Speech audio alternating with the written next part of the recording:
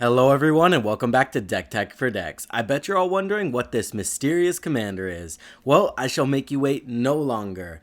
Let me introduce you to Feather the Redeemed. Now, I've made claims of this girl taking people out on turn 4, so instead of making you guys wait through the whole video, I'm just gonna tell you right up front. One of the prerequisites is ramping on turn 2, which is okay because that's what we're trying to do in Commander anyway. Next up, we will need a haste enabler in our hand, such as Crimson Wisp or Expedite. This is going to allow us to get in for 3 damage on turn 3 on one of our opponents, which is pretty key. Alright, and then turn 4 is going to look something like this. Assault Strobe, straight into something like Brute Force, and then Brutal Strength. This is going to give our commander +6 and Double Strike, which will turn them into a 9/9 with Double Strike. You hit that opponent for 18 damage, and that's 21 on the dot. They are now out of the game. Now, I can already see people in the comments section being like, hey, that's pie in the sky, and that's probably never going to happen. Well, stick around, watch the deck tech, and you'll see how much overlap we have. We have multiple cards that boost our commander +3, multiple haste enablers, and honestly, if it doesn't happen on turn 4, we'll do it on turn 5. Alright guys, let's get into the deck tech. We've got combat tricks. Assault Strobe, this is going to give our commander Double Strike. Boros Charm, on top of being really useful, it can also give our commander Double Strike. Double Cleave, again, there's that Double Strike we need. Teamer Battle Rage, another one with Double Strike. Also, it can give Trample if we buff our commander first, which is honestly what we're going to do. Now, let's buff that commander up. We have Reckless Charge, Adamant Will, again, this one also can give it Indestructible, so that's really useful. Brute Force, Brutal Strength, Built to Smash, Fists of Flame, Fists of Anvil. These are all cards that are going to make our commander massive and hit for that 18 damage. Infuriate, Invigorated Rampage, Titan Strength, Uncanny Speed. This one can give haste, which is going to be really helpful also. Because after we kill that guy on turn 4, they're going to be killing our commander because they're like, man, I do not want that to happen to me, right? So you're going to become public enemy #1 right out of the gate. So you're going to need speed to play your commander, give it haste, and take someone out. But honestly, we don't want to recast our commander. So let's look at some protection. We have Cloud Shift. You can't target something if it's not there. Ephemerate, kind of the same concept. Fists of Resistance, this is going to give us protection from any color. Notably, we do run Blasphemous Act, so anytime we can give it protection from red, we can go ahead and Blasphemous Act and it will not affect our commander. God's Willing, this is one of the best cards in the deck because you get a scry every time you protect your commander. Lauren's Escape, I like it because it's exactly the same thing, right? Protect your commander and scry. Swiftfoot Boots, just really cheap, and it doesn't give our commander Shroud like Lightning Greaves, so pretty useful. Alright guys, let's look at the core of the deck. This is not only going to boost the Voltron strategy, but it's going to give us some other avenues to take out our opponent. Mavinda Student's Advocate. This one's amazing because it's going to let us cast all of those instants and sorceries that we lost some way or another for free from our graveyard. Which, we can probably take someone out using that, right? I mean, all those instants and sorcery cards are going to be in our graveyard. We'll play Mavinda and then cast everything we've ever cast all game on one turn. That's going to take someone out. Additionally, we can stack it to where Feather's replacement effect will take place before Mavinda's, and then Mavinda's replacement effect will just fizzle. So we can start the engine over again. Runaway Steamkin. I really like this one because it doesn't take much at all to get this thing going. A lot of our pump spells are red, so red mana is really useful, and Steamkin gives us an avenue to create it. Stormkiln Artist. This card was too good not to include in the deck. Notably, the deck would be $5 cheaper if I didn't, but honestly, it's too good not to. Young Pyromancer. This one's really good because, like I said, another avenue. Now we're creating tokens on top of buffing Feather up. Pretty good. Zada Hedron Grinder. Now let's make all those tokens and then cast Expedite to draw a shit ton of cards, right? Again, this one's probably like 1/4 of the deck in price, but it's too good not to include because all of the tokens he creates have prowess, so they're going to get buffed whenever we cast spells. Additionally, if we pair it with Zada Hedron Grinder, holy, we're going to win pretty fast. Alright guys, let's take a look at this card advantage. Now I will be going over it pretty fast because a lot of these are cantrips and they're not really interesting to talk about. Faithless Looting is not a cantrip, but draw this turn 1 and you'll feel like a king. Renegade Tactics. Accelerate, this is another haste enabler. Bondage, prevent 1 damage, draw a card, why not? Crimson Wisp, again, this is a haste enabler. Defiant Strike, it will make it, it will buff our commander up a little bit and we'll draw a card.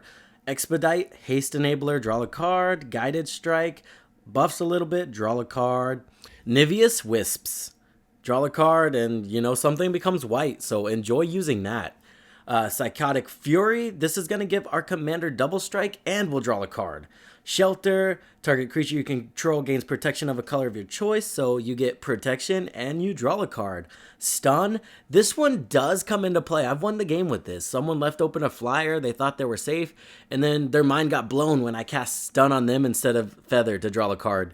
Showdown of the Scalds. I'm giving this card a shot because honestly, you're going to want to use it later game, right? When you're out of cards, you need something to get you back into it. Well, not only is this going to give you cards, but whenever you cast those cards, the next turn, it's going to buff your commander up. So hopefully you get what you need to close out the game. All right, guys, let's take a look at the ramp. And the ramp is dirt cheap, and most of it you can cast on turn 2. We have Arcane Signet, Boros Signet, Fellowar Stone, Fire Diamond, Marble Diamond.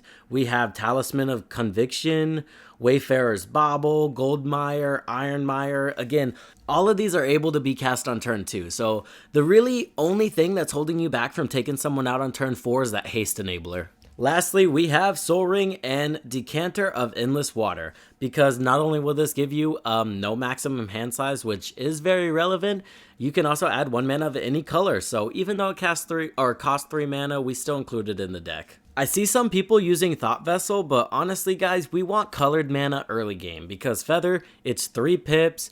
All of the cantrips are pips, so colorless mana feels kind of bad in this deck 90% of the time. Alright guys, let's check out that removal. We have Swords of Plowshares. Honestly, it's efficient. You guys knew it'd be here.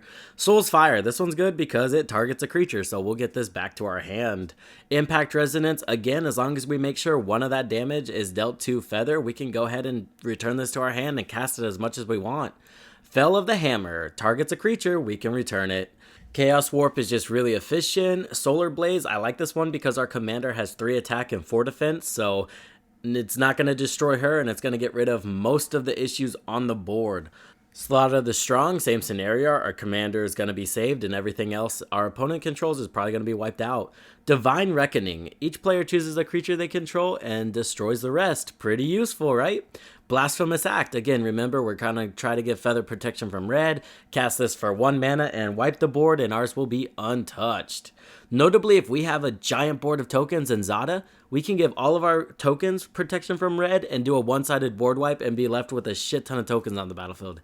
It sounds pretty insane, and that's kind of the top end of the deck, right? Light of Hope. Not only can this get rid of a problematic enchantment, but it can honestly go ahead and buff our commander up a lot. Play this every turn during our opponent's turns, and we'll have a 6/6 on our upkeep, which is going to be really easy to take our opponents out from that point. Alright guys, I just wanted to end this with a few upgrades because this is a budget deck and I did want to give you guys a few options to upgrade it. Obviously, Smothering Tithe, right? It's going to be broken in the deck. We'll get a whole bunch of treasure tokens to cast all of our cantrips. And notably, all of our protection cantrips cost 1 or 2 mana, right? So when our opponents draw a card on their upkeep, we're going to go ahead and get a treasure token to protect our commander for that turn. Pretty broken. Next up, we obviously have Goldspan Dragon. This thing's down to $17 right now, so it wouldn't be a bad pickup. Honestly, you could include both of these cards in the deck and it would still be below $100 because I think it's sitting at around $40 right now, which is pretty insane because that's only pushed by Stormkiln Artist and Monastery Mentor. If you removed those 2 cards, the deck would even be cheaper than that at like $30. Pretty insane. Actually, I think it would go 20 something.